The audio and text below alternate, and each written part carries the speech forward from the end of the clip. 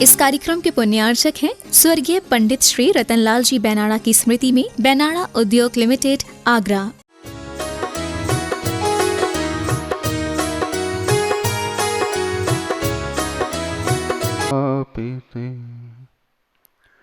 हस्तावञ्जलये कथा श्रुतिरतः करेणोक्षि सम्प्रेक्ष्यते स्वस्तत्यां व्यसनं शिरोनतिपरम् सेवीदृशीयेन ते तेजस्वी सुजनोऽहमेव सुकृती तेनैव तेजः पते तेनैव तेजः पते। बोले देवादिदेव अतिशयकारी श्री चिंतामणि पार्श्वनाथ भगवान की, संत श्रोमणी आचार्य भगवान गुरुदेव विद्यासागर जी महाराज की जय। पूज्य निर्यापक मुनि पुंगव श्री सुधा सागर जी महाराज की जय। मुनि श्री प्रणम्य सागर जी महाराज की जय। बोलिए परम पूज्य मुनि श्री वीर सागर जी महाराज की जय। समस्त मुनि संघ की जय। महाराज श्री संभव जैन दिल्ली से चरणों में बारंबार नमोस्तु करते हुए, उनकी संख्या महाराज श्री कोरोना काल में लाइफ बहुत डल हो गई है, क्लासेस भी ऑनलाइन होती है, तो मोबाइल पूरे टाइम हमारे साथ ही में रहता है और मन पढ़ाई से ज़्यादा अन्य चीज़ों में लगता है। तो ऐसे में अपने मन को इन सब डिस्टेंशन से हटाकर लाइफ में क्रिएटिविटी कैसे लाएं, कृपया मार्गदर्शन करें। ये प्रॉब्लम शायद सबकी हो गई। अब हमें ये देखना है हम अपने जीवन के लक्ष्य को किस प्रकार अचीव कर सकते हैं। अब यंग एज में जब मोबाइल हाथ में आ जाता है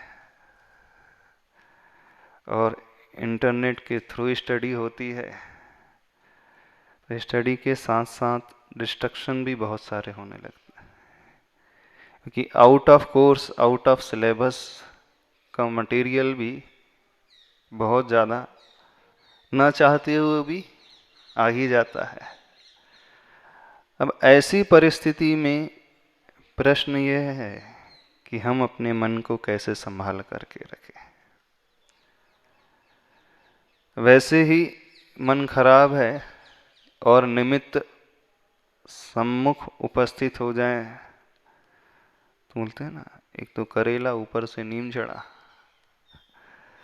वैसे ही मन करेले की भांति है और नीम के ऊपर चढ़ जाए, अथवा मन को बंदर की उपमा दी है। जिस प्रकार बंदर चंचल होता है, एक स्थान में नहीं रुक सकता, बैठ नहीं सकता, उछल कूद करते ही रहता है। और यदि उस बंदर ने शराब पी ली तो क्या हाल होगा उस बंदर का। इतना ही नहीं, उसको बिच्छू ने और डंक मार दिया।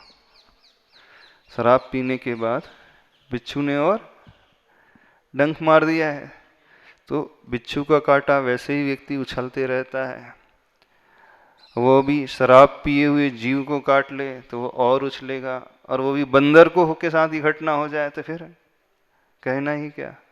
तो आज की स्थिति कैसी है, सारी यूथ की स्थिति उस बिच्छू के डंक की भांति। जो विषयों की मदिरा पी रहे हैं मोह की मदिरा के साथ, और जिनका मन बंदर से भी अधिक चंचल है, फिर भी बंदर तो शांत हो जाते हैं, ऐसा नहीं है 24 घंटा उछल कूद करते रहते। यहाँ बहुत सारे बंदर हैं जो उछल कूद करते, वो भी थोड़े से छोटे जो बच्चे रहते हैं वही करते हैं, और थोड़े मैच्योर हो जाते हैं वो बंदर। उनकी माँ होती है बंदर की, जो उनके बॉस होता है ना, लीडर होता है, वो उछल कूद नहीं करता, वो सिर्फ देखते रहता है, वो मॉनिटरिंग करता है। पूरे जो गैंग होती है उनकी, उसकी सिर्फ वो मॉनिटरिंग करता है। बस छोटे छोटे जो बच्चे होते हैं वही उछल कूद करते रहते हैं, और जो बच्चों की माँ होती है वो भी नहीं करती है। अब बंदर का उछल कूद कब रुकता है? जब थोड़ी एक उम्र हो जाती है, थोड़ी गंभीरता आ जाती है, मैच्योरिटी सी आ जाती है, जिम्मेदारी आ जाती है, तो उनका मन डाइवर्ट हो जाता है। उनकी एनर्जी अब उछल कूद में न लग करके बच्चों के पालन पोषण में, अपनी रिस्पॉन्सिबिलिटी को संभालने में। तो जब जब हमारा मन डोलने लगे, इधर उधर की बातें सोचने लगे, तो क्या करना चाहिए? सबसे पहले अपने मन को सही दिशा प्रदान करना चाहिए, खाली नहीं रखना चाहिए। कोई ना कोई टारगेट निश्चित करना चाहिए और उस टारगेट के अनुसार अपने टाइम को मैनेज करना चाहिए, या यूं कहें अपने टाइम टेबल को सेट करना चाहिए। अब प्रश्न यह है कि जो थोड़ा समझदार हो अथवा जिसके ऊपर कोई मॉनिटरिंग हो रही हो, अथवा जो गुरुओं से जुड़े हुए हैं ऐसे बच्चे, अथवा जिनके संस्कार व्यवस्थित है, ऐसे बच्चे तो कथनचित बच सकते हैं। अब लेकिन जिन बच्चों ने कभी धर्म समझा नहीं, जिनकी संगति फ्रेंड सर्कल ठीक है नहीं और निमित्त सम्मुख आ ही रहे हैं, अब उनके साथ क्या किया जाए? तो ये सबसे पहले पेरेंट्स की रिस्पॉन्सिबिलिटी होती है, गार्जियन की रिस्पॉन्सिबिलिटी होती है कि वे अपनी पेरेंटिंग व्यवस्थित करें। बच्चों को दोष कम दें, अपने आप को दोष पहले देना सीखें। अब जो बच्चा सिंसियर होता है, गंभीर सा होता है, वो बच्चा अवश्य बचने की कोशिश करेगा इससे। जिसके भीतर संस्कार थोड़े से धर्म के हैं, जो ये सोच सकता है कि ये मैं गलत कर रहा हूँ, अपनी एनर्जी को मिसयूज कर रहा हूँ, क्योंकि उस एज में बहुत ज़्यादा जोश होता है, वो ग्रोइंग फेज होता है बच्चों का, उस समय एनर्जी बहुत ज़्यादा होती है।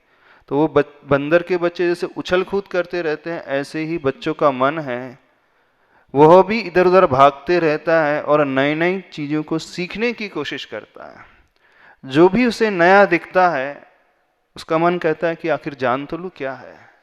और उम्र के साथ साथ कुछ फिजिकल चेंजेस भी आते हैं, हार्मोनल चेंजेस भी आते हैं बॉडी में, तो वो कुछ उसके अनुसार भी वह ढलने सा लगता है। और सबसे बड़ा साइड इफेक्ट्स होता है फ्रेंड सर्कल का। जो दोस्त उस प्रकार के मिल जाएं तो वो उसे और उस दिशा की ओर लेकर के जाते हैं। तो अपने आप को बचाने के लिए क्या करें? डेली उठ करके सर्वप्रथम प्रभु का नाम स्मरण करने के पश्चात एक संकल्प लें। सभी बच्चों से कहना, क्योंकि मॉर्निंग में हम जो संकल्प लेते हैं, जैसे ही प्रातः काल उठते हैं, मॉर्निंग में उठते हैं, उस समय का लिया वो संकल्प सबसे ज्यादा इफेक्टिव होता है। क्योंकि मॉर्निंग की जो एनर्जी होती है, रिफ्रेश होकर के जब कोई भी जीव उठता है, उस समय वो सोच ले तो मान करके चलना उसका दिन वैसे ही बीतता है। हम नहीं कह रहे हमेशा का संकल्प लो, डेली का संकल्प लो। अपने टारगेट को निर्धारण करो कि क्या मुझे करना है। आज का दिन, आज के 24 आवर्स में किस प्रकार बिताऊंगा? क्या मुझे नीचे गिरते हुए विषयों की ओर दौड़ करके बिताना है, कि अपनी लाइफ को कुछ अच्छे से बनाने के लिए कुछ अच्छा सा करना है? ये स्वयं ही संकल्पित होना पड़ेगा। साथ में पेरेंट्स को भी देखना पड़ेगा, क्योंकि बच्चे का मन भागेगा, वो चाहेंगे। अब आप लोग उस उम्र से निकल चुके हैं, तो ये आपकी खास तरीके से जिम्मेदारी है कि आप उन्हें समझाइए। और साथ में जब इधर उधर मन भटकने लगे तो हर फील्ड की जानकारी उन बच्चों को अवश्य दे, क्योंकि बच्चा जानने की कोशिश तो अवश्य करेगा। यदि पेरेंट्स से नहीं मिलेगी तो दोस्तों से पूछेगा, इधर उधर जाएगा। तो आप सही तरीके से सब कुछ उसे समझाने की कोशिश करें। कैसे ब्रह्मचर्य का पालन हो सकता है? इस एज में जब तक स्टडी पूरी नहीं होती है, तब तक अपनी एनर्जी को बचा कर के रखना है। और जो स्टूडेंट अथवा जो व्यक्ति ब्रह्मचर्य से रहता है, वो बहुत अच्छे से अपना उत्थान कर सकता है। ब्रह्मचर्य का मतलब नहीं कि घर बार छोड़ दो, ब्रह्मचर्य से ये भी नहीं कह रहे कि टीवी देखना छोड़ दो। बस गलत एंगल से जो देखा जाता है उस एंगल को बदल दो, इतना ही कहना है ब्रह्मचर्य से मतलब। मन के विचारों की जो धारा गलत दिशा में बह रही है उसी को थोड़ा सा विपरीत दिशा में लेकर के आए। चलो आज उसी का ध्यान कराना है, असुचि भावना का, है ना। असुचि भावना कौन सी होती है जानते हो? 12 भावना में किस लिए होती है असुचि भावना? वो असुचि भावना होती है अपने परिणामों को संभालने के लिए। मन यदि इधर उधर भटकने लगे, किसी से आकर्षित होने लगे, किसी से अट्रैक्ट होने लगे, तो बॉडी को गौण करके बॉडी के जो भीतर है उसका जब हम चिंतन करते हैं, असुचि का अर्थ होता है अपवित्रता। क्या होता है? 12 भावनाओं में एक भावना आती है, जैसे अपन ने इतने दिनों में अनित्य भावना, अशरण भावना, संसार भावना, एकत्व भावना, अन्यत्व भावना, 5 भावना हुई। आज इस 6 नंबर की भावना को ये करते हैं। इसका आलंबन जब व्यक्ति लेगा तो बहुत जल्दी हमारे राग के परिणाम वैराग्य की ओर ढलने लगते हैं। पूज्य आचार्य भगवान उमा स्वामी महाराज श्री ने एक सूत्र लिखा है तत्वार सूत्र ग्रंथ में 7वें अध्याय में, जगत्काय स्वभाव व संवेग वैराग्यार्थम। यानी काय का जब हम चिंतन करते हैं तो हमारा राग जो है सही होकर के वैराग्य की दिशा में बढ़ने लगता है। तो आप कहोगे कि हमको थोड़ी मुनि महाराज बनना है ना। बच्चे लोग बोलेंगे हमको तो अपनी जिंदगी जीना है, एंजॉयमेंट भी करना है इधर उधर। एंजॉयमेंट के लिए मना नहीं है, लेकिन हर एक का एक टाइम पीरियड होता है। सही टाइम पे जो कार्य किया जाता है वो अच्छा माना जाता है। उससे पहले किया जाए बाद में किया जाए तो भी ठीक नहीं होता है। तो अभी तो जो स्टेज है वो स्टेज पढ़ने की है, अपने कैरियर को व्यवस्थित बनाने की है, अपनी एनर्जी को प्रॉपर डायरेक्शन में यूटिलाइज करने की है, न कि विपरीत दिशा में उस ऊर्जा को ले जाने की है। तो कैसे संभव होगा? बच्चों को प्रतिदिन एक संकल्प लेना होगा, अपने फ्रेंड सर्कल को चेक करना होगा, और मन में जो भी क्यूरीज होती हैं उन क्यूरीज को अपने पेरेंट्स के समक्ष रखना पड़ेगा। अब यदि उनसे डर लगता है, हिम्मत नहीं होती है, कि हर बच्चे की हिम्मत नहीं होती है कि पेरेंट्स से कह सके, तो जो उसे अच्छे से समझ सकता है उसके समक्ष जा कर के अपनी बात को रखे, अपनी क्यूरीज को रखे, और उसके माध्यम से उसका समाधान अवश्य मिलेगा। इधर उधर ना भागे, इधर उधर दोस्तों से ना पूछे।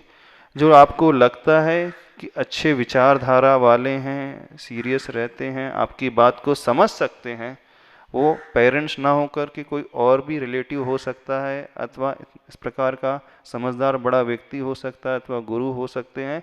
तो उनके समक्ष आकर के अपनी बात को रखेंगे तो बहुत सारी हमारे प्रॉब्लम्स जो होते हैं वो सॉल्व हो जाएंगे। इसी के अनुसार चलना होगा, क्योंकि यंग एज में भटकने के चांसेस बहुत ज़्यादा रहते हैं। इस बात को मान करके चलना। इस एज में यदि हमने अपने आप को संभाल लिया तो बहुत अच्छा भविष्य, फ्यूचर निर्मित हो जाएगा। और नहीं है तो फिर अभी भटक गए तो फिर जीवन भर भटकन ही हाथ में लगेगी। ठीक है, चले असुचि भावना का चिंतन करना। और प्रश्न है कौन सा? Final year student CA Bhavesh Jain Mumbai से चरणों में बारंबार नमोस्तु करते हुए, उनकी शंका है महाराज श्री, जब किसी फैमिली और फ्रेंड को देखकर कंपैरिजन आता है और फिर उनसे जेलसी होती है, तो ऐसे में इस चीज़ों से कैसे ध्यान हटाएं, कृपया मार्गदर्शन करें। जेलसी, ईर्ष्या, कंपैरिजन, तुलनात्मक अध्ययन।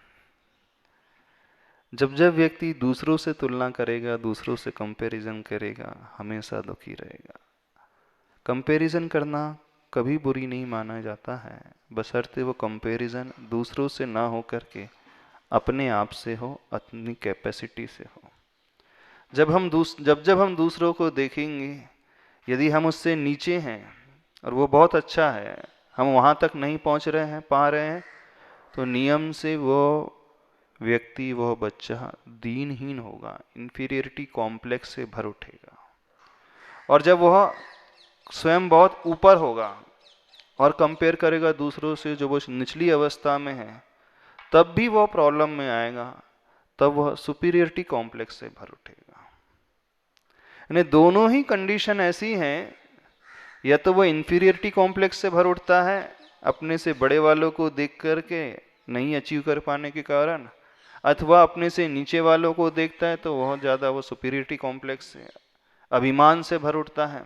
और जब जब व्यक्ति के भीतर, बच्चे के भीतर कॉम्प्लेक्सेस आएंगे, मान करके चलना, चाहे बड़े व्यक्ति भी क्यों ना हो, कॉम्प्लेक्सेस आएंगे तो नियम से वो दुखी रहेगा, या तो वो दीनहीन बनेगा अथवा वो अभिमान की ओर जाएगा। तो दोनों ही परिस्थिति जो है हमारे उस निर्विकल्प अवस्था को छीनने वाली है, आनंद को छीनने वाली है। कंपैरिजन किससे करें? दूसरों से ना करें, कंपैरिजन अपने आप से करें, अपनी कैपेसिटी से करें। देखें कि हम कहाँ तक पहुँच सकते थे और हम वर्तमान में कहाँ पहुँचे हुए हैं। लास्ट ईयर तक हमारी पोजीशन क्या थी? जैसे बिजनेसमैन होता है, एवरी ईयर की अपनी बैलेंस शीट चेक करता है, लास्ट ईयर का बैलेंस शीट क्या दिखा रहा था? टर्नओवर। हाँ, अब इस साल उसका टर्नओवर लास्ट ईयर से कुछ इम्प्रूवमेंट को लिए हुए होना चाहिए। तो दूसरे बिजनेसमैन को नहीं देखता, वो अपनी क्षमता को देखता है, तो वही सुखी रह पाता है। तो ऐसे ही हम अपनी क्षमता को देखें कि हमारी संभावना कितनी है, हम कहाँ तक पहुँच सकते हैं, और अकॉर्डिंग टू दैट अपन कर कितना रहे हैं। तो ये कंपैरिजन जो मानी जाती है, हेल्दी कंपैरिजन अथवा हेल्दी कंपटीशन मानी जाती है, इससे वो बच्चा, वो व्यक्ति सुखी होता है। और दूसरों से की जाने वाली तुलना हमेशा हमारे लिए दुख देती है। तो दूसरों को देखना बंद करें। हाँ, अपना विकास चाहें, बिल्कुल, उसके लिए मना नहीं है, अपनी ग्रोथ होना चाहिए, लेकिन हम अपनी कैपेसिटी को समझ करके, कैपेबिलिटी कितनी है उसको जान करके फिर उसके अनुसार निर्णय लें। ठीक है, चले 12 भावना का आलम्बन लेकर के। ये असुचि भावना कैसी भावना है? ये हमारे वैराग्य को बढ़ाने वाली है, क्योंकि राग ही हमारा जीवन का है जो सबसे ज़्यादा हमें दुखी करता है। जिन लोगों का मन बहुत खराब होता है, किसी को देख करके अपने मन को स्थिर करने के लिए आचार्य भगवान एक बहुत महत्वपूर्ण सूत्र दे रहे हैं, इस काय का चिंतन करने से। शरीर का जब हम चिंतन करते हैं तो शरीर के चिंतन से हमें वास्तविकता का ज्ञान होता है। अब कोई प्रश्न उठा सकता है, शरीर का चिंतन वैसा क्यों करना? असुचि भावना को भाने का उद्देश्य क्या है? उससे तो और ग्लानि पैदा होगी, ग्लानि को तो जीतना चाहिए। और महाराज जी आचार्य भगवान कह रहे हैं कि हम शरीर की उस बीभत्स अंग का चिंतन करें, उस गंदगी का चिंतन करें, इससे तो और ग्लानि भरेगी। तो यह थोड़ी अच्छा माना जाता है। और यदि असुचि भावना का चिंतन करेंगे तो फिर दुनिया में कुछ रह ही नहीं जाएगा। हाँ, आराम ही नहीं रह जाएगा, एंजॉयमेंट ही नहीं रह जाएगा। तो असुचि भावना थोड़ी सोचना चाहिए। कौन सी भावना सोचनी चाहिए? अच्छी अच्छी भावना सोचना चाहिए।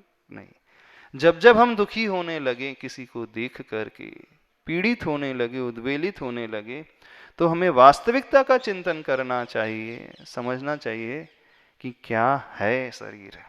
तो जब जब व्यक्ति बहुत ज्यादा वासना से भरने लगे, कई लोग होते हैं नियम ले लेते हैं लेकिन उनसे पालन नहीं होता है, तो आचार्य भगवान कहते हैं अपने नियम को दृढ़ता से पालने के लिए ये सबसे महत्वपूर्ण भावना है असुचि भावना। शरीर का चिंतन करना, जिस शरीर को देख करके राग उत्पन्न होता है, उसी शरीर के चिंतन से हम वैराग्य की भावना भी भा सकते हैं।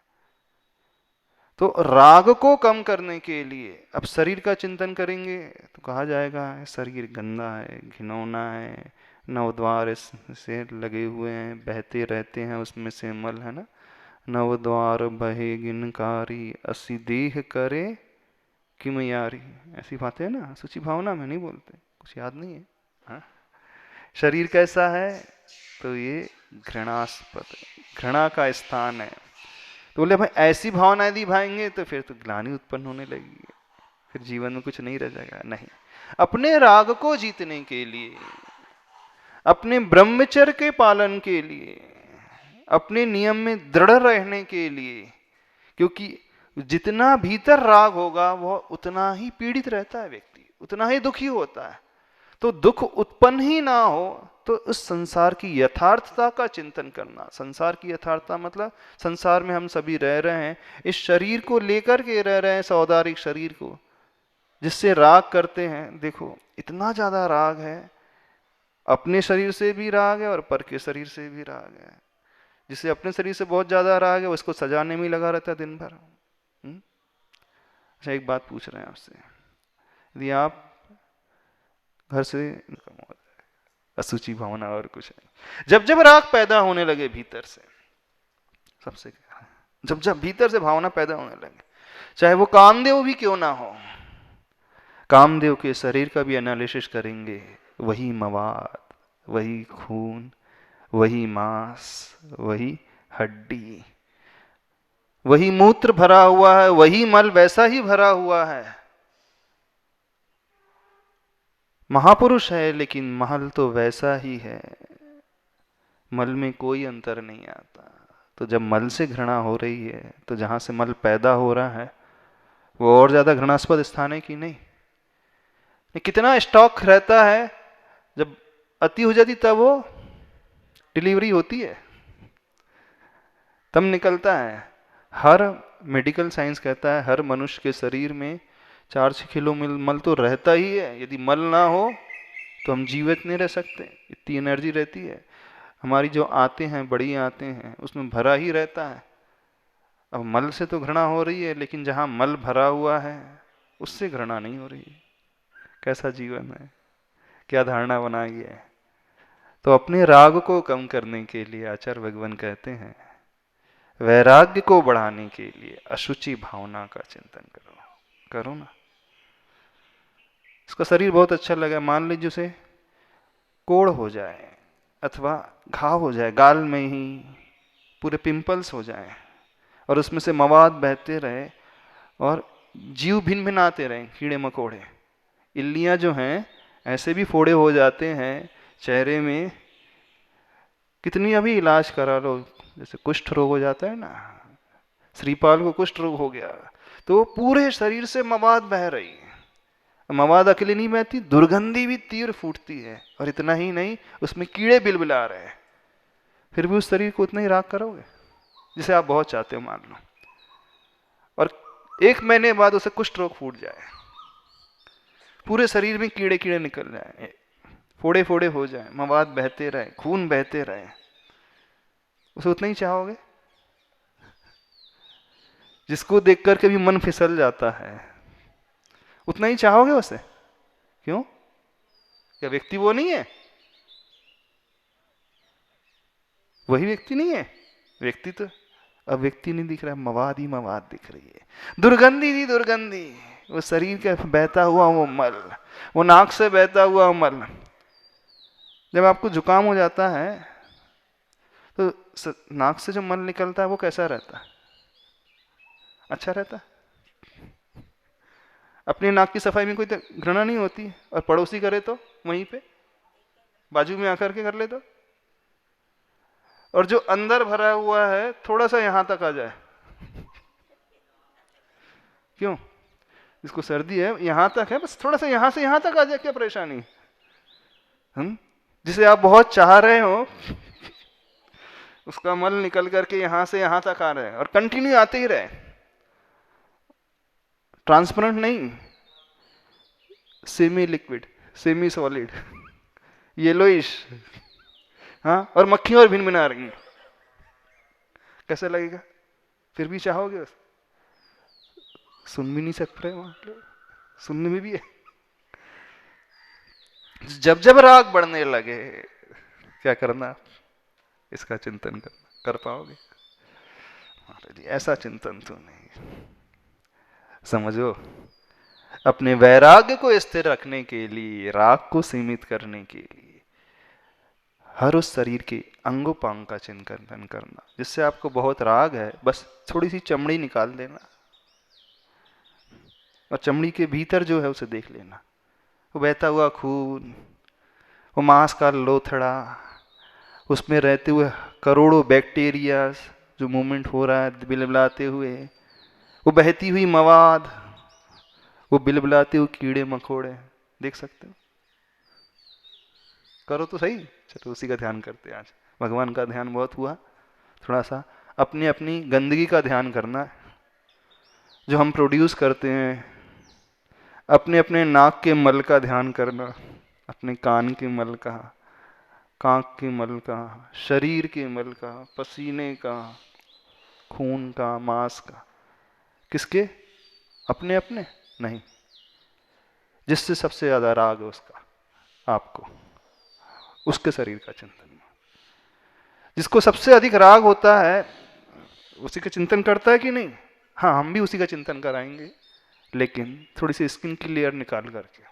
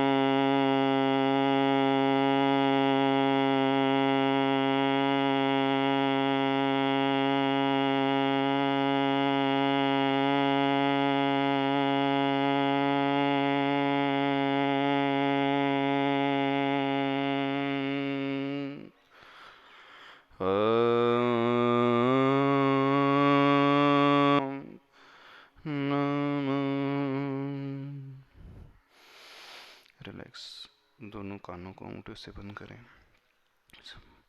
भ्रामरी ध्वनि को पूरी मस्तिष्क में गूंजता हुआ सुनें।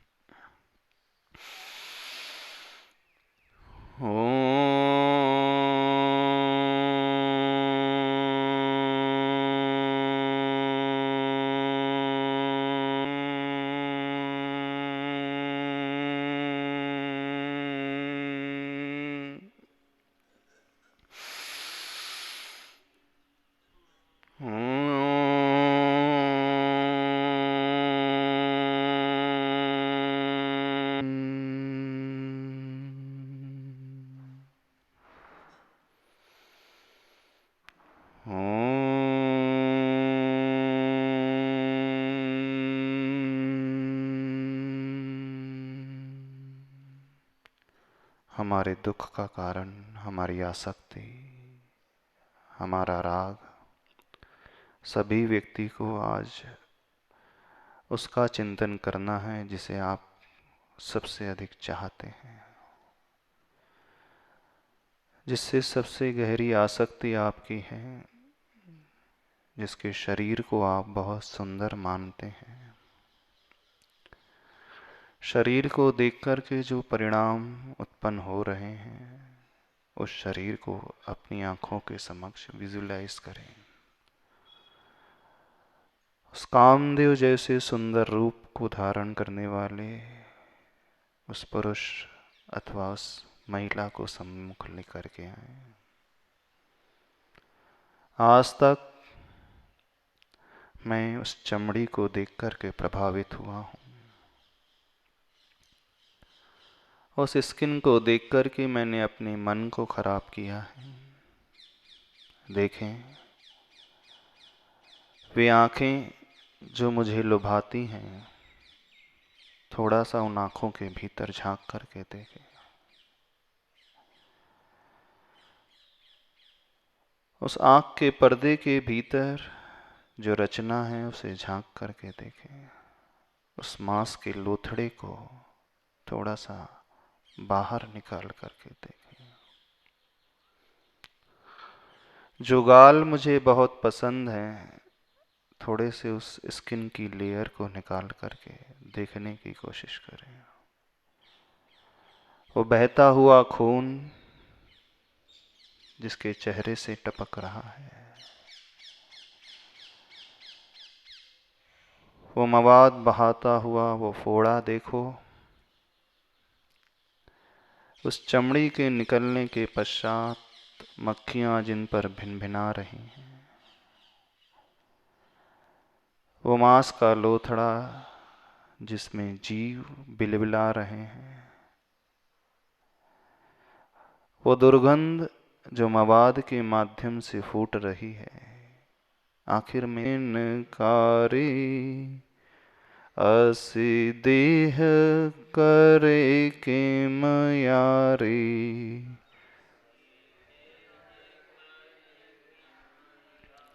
नव द्वार बहे घिनकारी,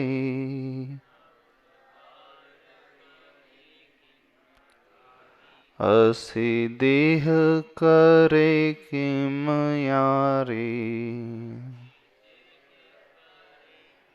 आज तक जिस देह को देख कर के मैं अपने परिणाम को खोता हूँ, उस देह को देखना है उस चमड़ी के भीतर छिपे हुए उस सूक्ष्म से सूक्ष्म पदार्थ को मैं देख रहा हूँ।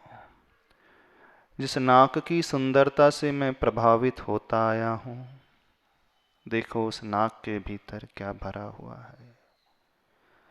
भीतर भरा हुआ पदार्थ बाहर आते ही अब मैं उस चेहरे को देख नहीं पाता हूँ।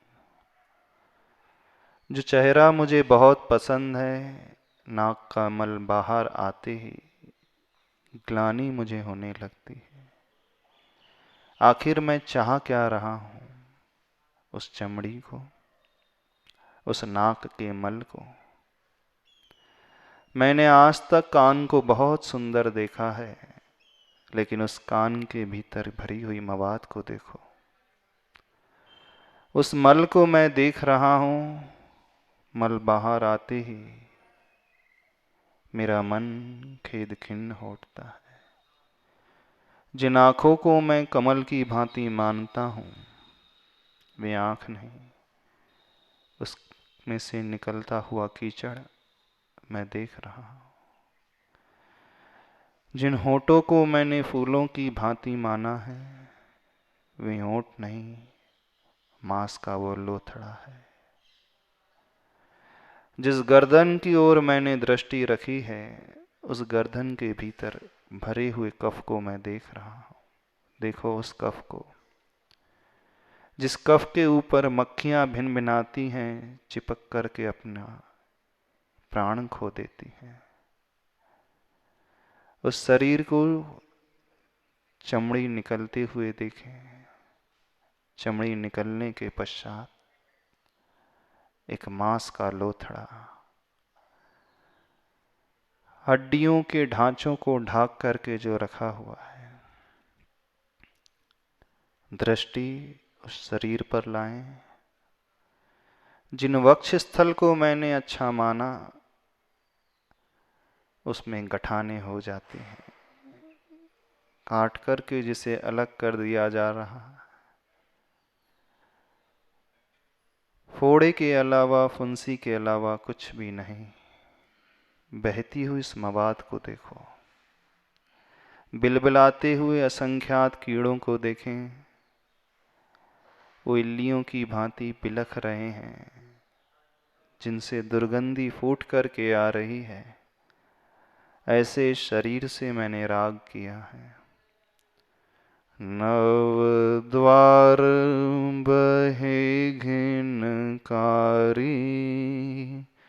नव द्वार बहे घिनकारी, असी देह करे किम यारी, असी देह करे किम यारी।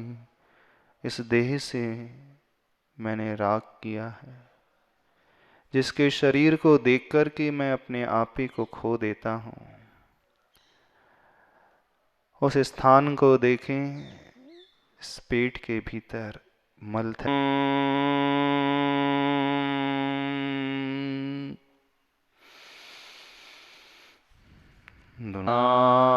शांति। ओम अर्घ शांति। ओम अर्हं परम शांति। बोले देवादिदेवी खजाराट श्री महावीर भगवान की जय। संत श्रोमणी आचार्य भगवान गुरुदेव विद्यासागर जी महाराज की जय।